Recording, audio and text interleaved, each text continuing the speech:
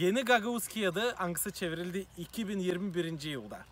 Kuzular, Komrat kenarı. Birkaç minutta isterim yapmayı size kısa Gagavuz yeni kağıdın prezentasyasını. Benim elimde dünyanın hem eski kağıdı, yaratılış kağıdı. Oy anladır, nice Allah yarattı bu yeryüzünü. Hayvanlar, kuzular. Gidelim onların yanında. Anladığım size ta biraz kağıt için, bu yaratılış kağıdı için.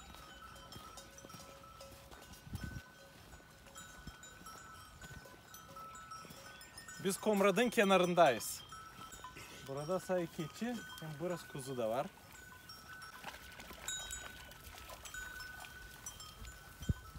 Yaratılış kağıdında biz varınca okuyalım. Nice Allah yarattı bu yeryüzünü.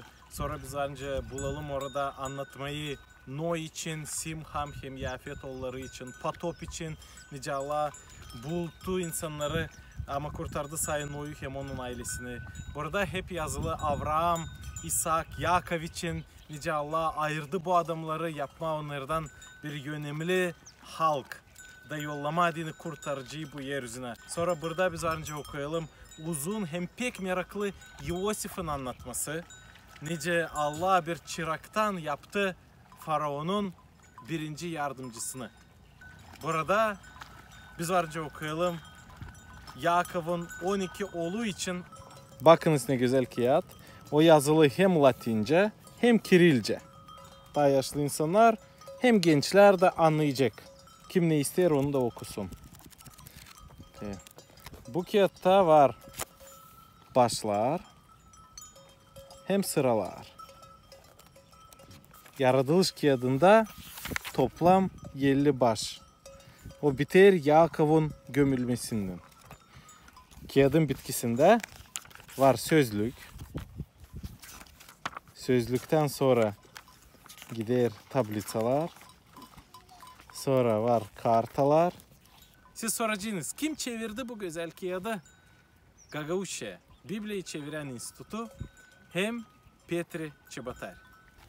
Paldoslar, ta bir haber. Siz isterseniz sizde olsun böyle bir kağıt. Ben kayalım paylaşma sizinle. Yazınız komentaryalarda ya da bize mesaj da biz vereceğiz size o kağıdı. Ne kadar bizde var. Siz beğendiyseniz bu videoyu Biblia'nın yaratılış kağıdının prezentasyasını koyun like, yazın komentarı, yapın repost. Ne için lazım yapma repost? Ta çok insan görebilsin bu videoyu Gagavuz dilinde yaratılış kağıdı için. Kalın sağlıcakla.